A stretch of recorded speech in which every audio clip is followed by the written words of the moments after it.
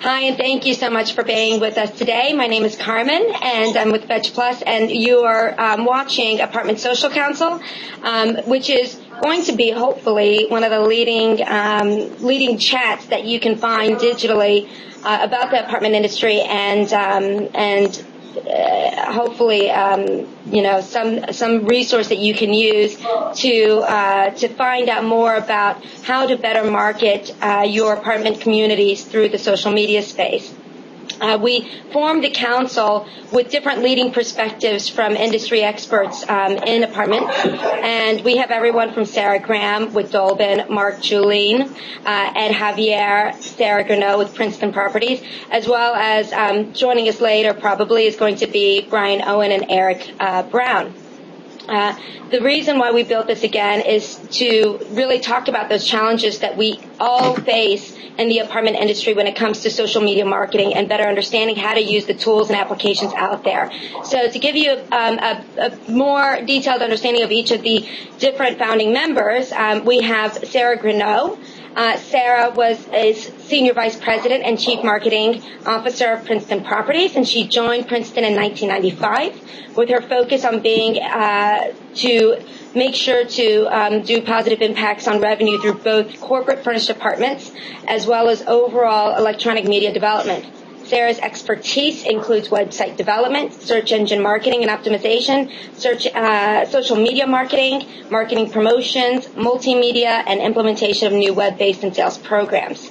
Under Sarah's supervision, Princeton's Property was named a finalist for Best Corporate Website at the NAHB Pillars of the Industry Awards. So thank you, Sarah. We also have today Mark Julien. Mark has been working in marketing and customer service for more than 12 years. Specifically at J.C. Hart for the last 9 years, which is a very well-known and established property management company out of Indianapolis.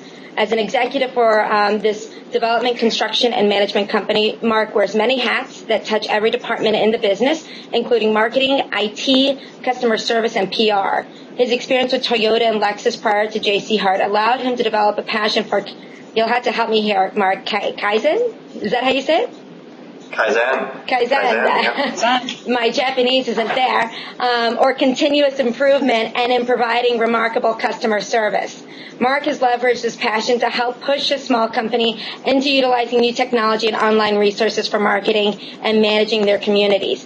Recently, Mark also launched his new business, The Resident Connection, partnering with software, social, and web experts to deliver consulting solutions and services for multifamily companies looking to enhance their overall online marketing approach and presence. So thank you, Mark, for being with us. We also have today, yeah, my pleasure. We also have Sarah Graham, who is the Director of Marketing at the Dolben Company. Hi, Sarah. And which is a full-service Boston-based real estate company providing property management, development management, and marketing services to its clients.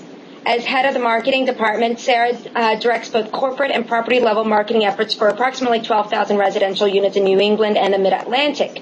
Her responsibilities include brand management, analyzing advertising campaigns, evaluating and implementing new media and marketing technologies, and overseeing property enhancements.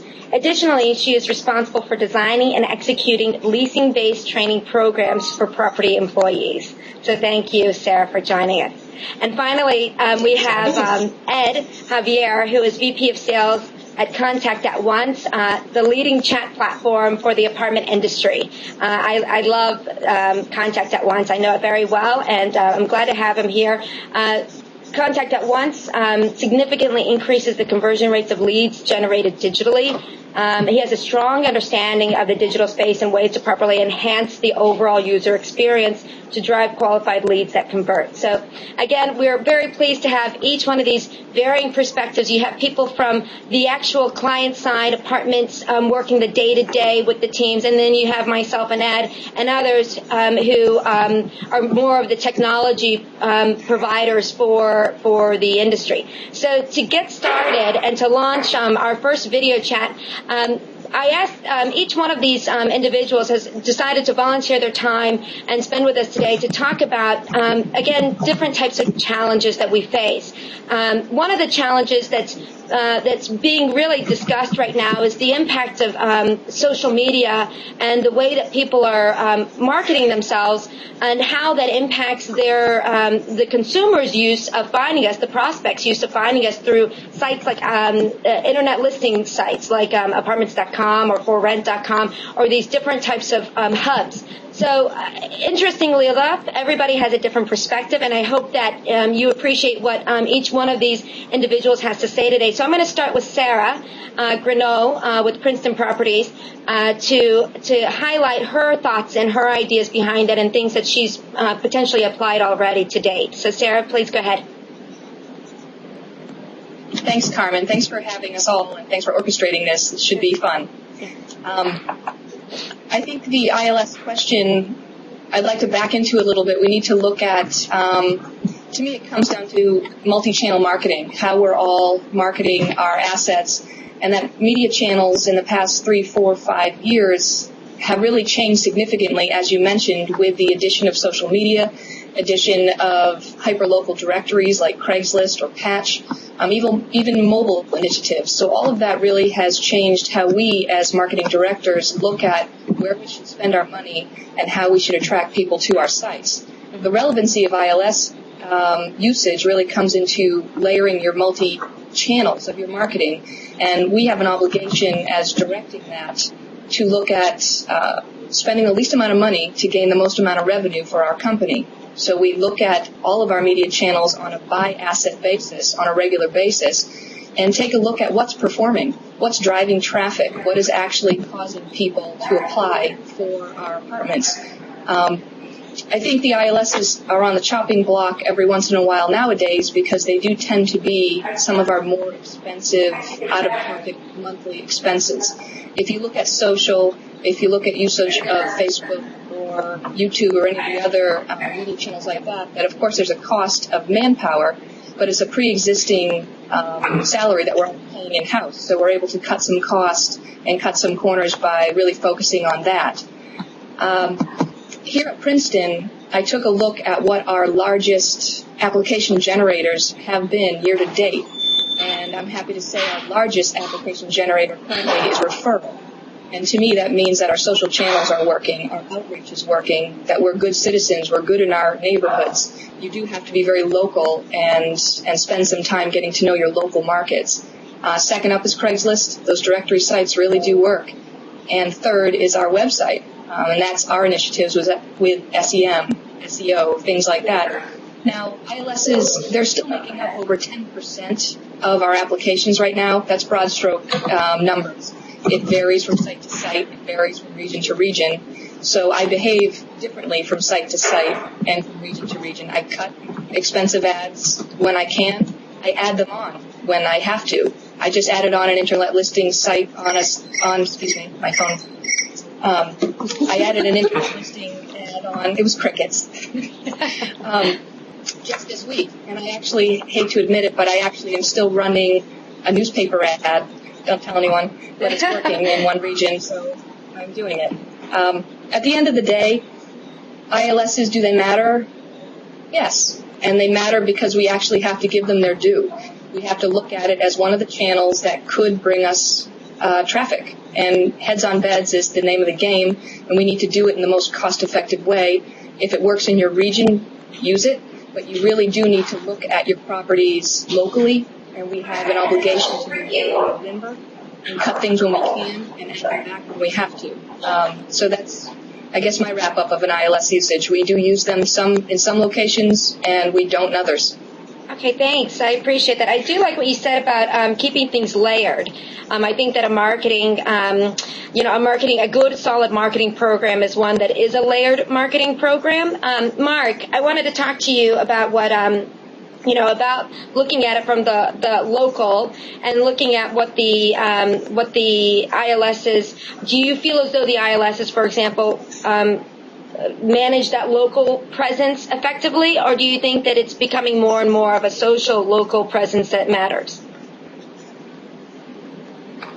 Well, I guess I'll go back a little bit to what Sarah was talking about, where I think we have to look at a number of things beyond the ILS at this point. I think that's really where I guess I'm kind of coming from.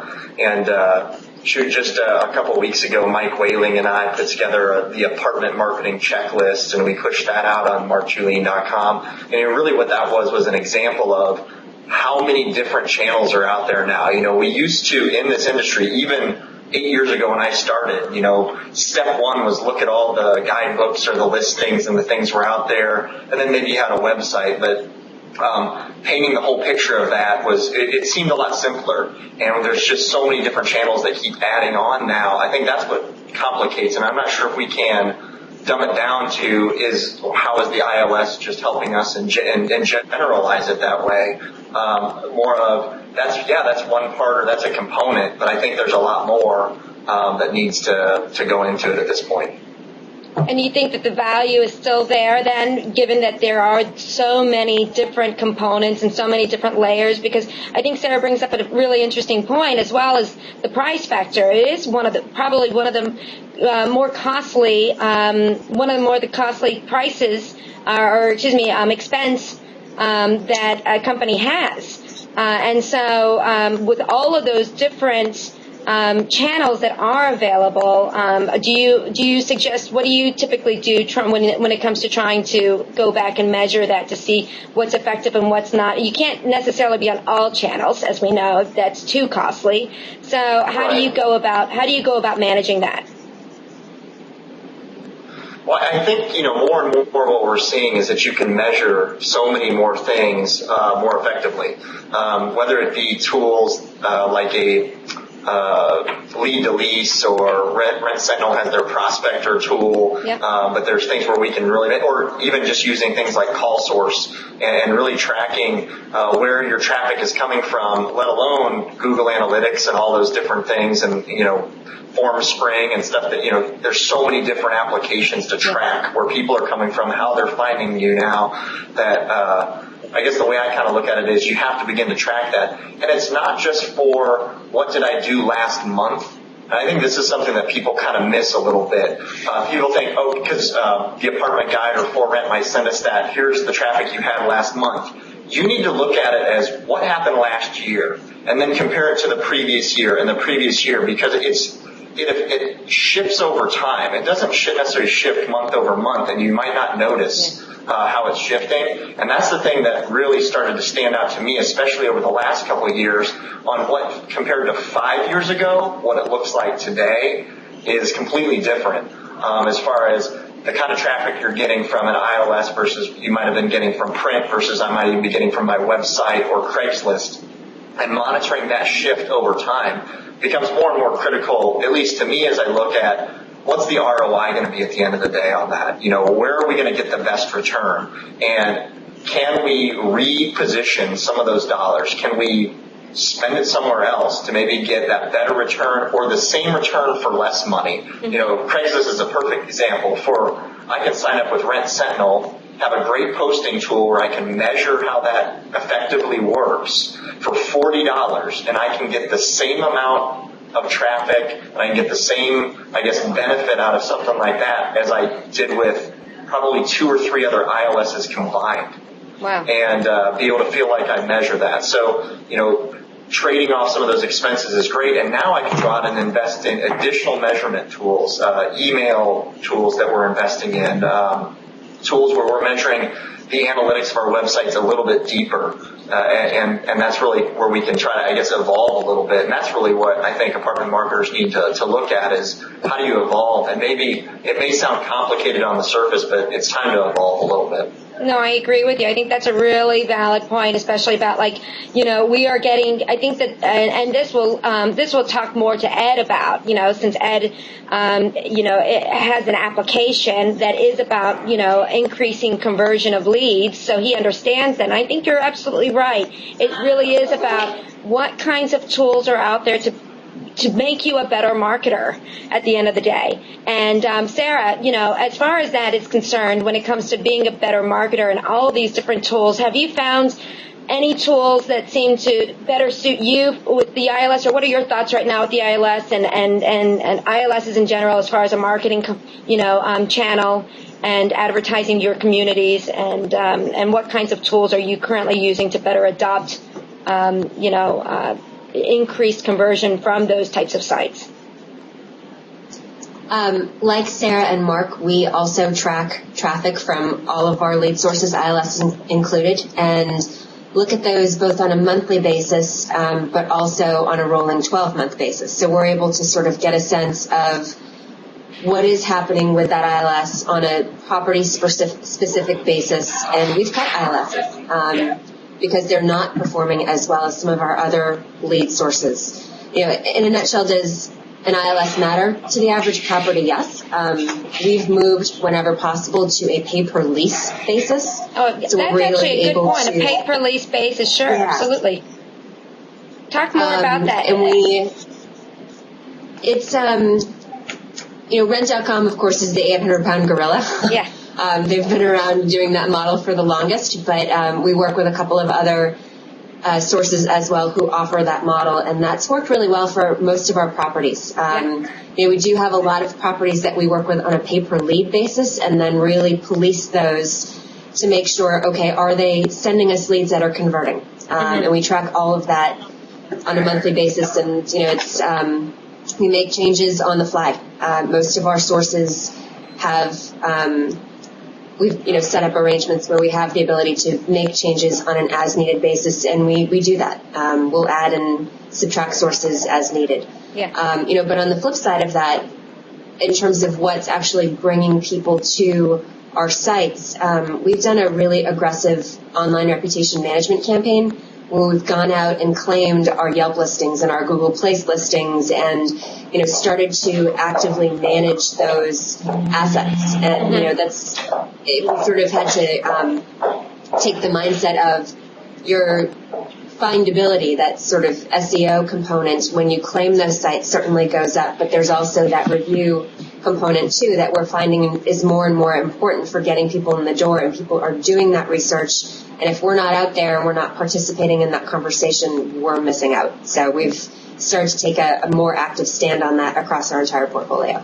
No, I agree. I think that the mantra that everybody's a marketer really holds true, and that's what it is. Everybody out there is generating content, and so it just behooves you as a company to make sure that you have all the tools and ammo to allow your teams to market themselves. And if that means that they can quickly make changes to the to their ILSs using platforms that CMS types of platforms that make quick changes for them, then great. That's all the better. Absolutely. Now, for both of you, before getting to Ed, because I think I'm going to end it with Ed, any best practices that you guys have when it comes to ILSs? I guess I'll just kind of jump in real quick. Okay. I think each market is going to be a little bit different, and you definitely need to keep that in mind. So trying out different ILSs is key, and measuring them to make sure you're monitoring it, I think, is really the ideal. Move.com might be really strong in one market, where in another, you're not going to hit a whole bunch. And some of it is due to keywords that those companies are buying for particular markets. And you need to make sure you're monitoring that. Just because they have a big name and they might be one that's well recognized, it doesn't necessarily mean it works for every market. Great, thanks. Yeah, I would agree with that 100%. We work with a couple of sources that perform wonderfully here in New England, and then in the Mid-Atlantic we get nothing, and vice versa. So it definitely depends on sort of the geographical market, but even different properties within that market. If you have an A property versus a C property, you're going to get very different results on that same source. Yeah. One of the other things we've done to make our lives a little easier, because so many of our properties are advertising on 5, 6, 7 ILSs in some cases, especially if it's a new lease up, of which we have several, is we have a data feed that from our property website connects to all of the major ILSs that property is advertising with. So they update their pricing, they update their specials in one spot, and they're done. They don't have to chase ILSs around to say, oh, did I update my special on such and such a site? it's a one-click thing, which has made our lives much easier. Yeah, I can imagine. Well, you make an excellent point about the different assets too. The different grades of assets. We'll find even in the same market, if we have an asset that has a high rent, we may not get as many views or click-throughs as well, just because we know we're getting cut out of that initial search level, because we're not meeting the rent criteria. We're at the upper end of the spectrum from rent, and so we don't get the views. Whereas same market, very similar, close, Indianapolis maybe area on a low end spectrum, it may blow it out of the water as far as how many views and clicks we get. So even your rent level can make a difference. Agree. And Ed, to finally, to come back to you from the application side, you deal with customers across the country, trying to make better sense of their ILSs. What do you think is the situation with the ILS, and what do you think, are best practices? So full disclosure here, I used to work for a couple ILS. One was with an automotive industry, and one was on the real estate industry with new homes and resale. And then I also have clients that are ILSs in the marketplace. Yeah. So I want to get that out.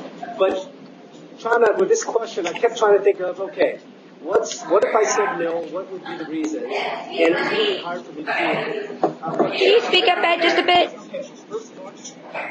Can you hear me now? You're a bit no. Try again. Loud, or you want me to speak? Yeah, a little bit louder. Sorry, thanks. Okay, I'll speak a little louder. But one of the things that first I came up with was, if you can see this, right? Traffic alone. If you guys go to Hitwise, you'll see that these ILSs still get tons of traffic every month. And the question here, though, is where Mark and even Sarah mentioned earlier was, hey, locally, I'm picking up somebody else's background feed. Sorry, Ed. I don't know if anybody has a door that's opened. I think that's what's causing it. The second thing I looked at was Zmont. Where are you? I don't know if you guys have seen or read this book, but I recommend it. It's a new marketing strategy delivered by folks from Google. And what it talks about is how consumers are now using more online resources, which we all know, right? They're going through all these different places to find information. Well, one of the first places they go to is these aggregator sites, these ILSs. And that's where ILSs are still important, because that's one of the first spots they go to. They may not send the lead or the actual phone call or the actual email from that source, but you have to be everywhere, because what consumers are doing is going through their Facebook friends, going through other social media, these rating sites, and also these ILSs to build kind of their base on making their decision. It's not the old linear transaction anymore where they go from A to B to C. It's all over the place now. And unfortunately, as a marketer, you need to be all over the place. But how are you going to spend that money is the question you're going to have to answer. Just having a website is not enough. And then finally, I call it the oil change theory. Back in the day, I used to change my own oil for my car. But then I just finally discovered that time equals money, and which one do I want more? And being in sales, I'm looking for more money, and so now I go get Jiffy Lube, and they do my oil change. All I'm trying to say is my strategy on oil changes is I'm having someone else do it. As a company out there, as a property management company, you may not have the time as a marketer to learn all about these things, because we all know how busy you are. Do you hire an expert, or do you go in an ILS to help you get to all those different places? Because most ILSs have lots of experts. They have an expert in mobile. They have an expert in SEO. If you're one of their clients, you can definitely tap them for those resources. So if you want to do it yourself, great. But in the long run, you're spending time or money, and you have to decide which way you want to go. No, I agree. I think that's a really valid point. And I think that you're right when you say, I think the thing that keeps transcending across all lines is that the ILS is a layered channel, or our marketing is a layered channel, with the ILS being a major contributor to that. And I'm glad that you brought up Hitwise. I think that one of the things that a marketer has to do at the end of the day is to better research and arm themselves with the right tools. And again, you're right, time is money, and it's a limited resource, just like all the different things that, the apartment professional has to deal with on a day-to-day basis. So knowing who to talk to, like coming to, a chat video conference like this, helps to one, help them better save time, or going to an ILS's resource, for example, and reading up on a blog, knowing where to go and being able to know what applications are out there, as well as understanding that this is not a single source, linear, like you said, point A to point B type of transaction is critical. And again, I appreciate all of you all being here. The last thing that I think that we all want to stress is that it is a changing world, and our marketing days are very different from what they were, 5 years ago and 10 years ago, and they will be very different, in the next few weeks, even when you deal with social media marketing, which I think will be a big topic of ours coming up in the next video chat. We saw massive changes happening to Facebook in the last week and a half, and those rollouts will be happening, and they will be affecting apartment communities that are trying to market themselves on Facebook. So come back to us here at Apartment Social Council. You can find us at facebook.com/Apartment Social Council. We also have an email newsletter that we will be launching in the very near future with different founding members providing their insights and their perspectives as well, better insight and details into their perspectives. And again, my name's Carmen with Fetch Plus, and thank you again, Sarah, Mark, Ed. Sarah gonna know how to leave early, but again, thank you all for joining us, and look forward to seeing you all again very soon. Thanks, Carmen. Thanks, everyone. Thank you. Bye-bye.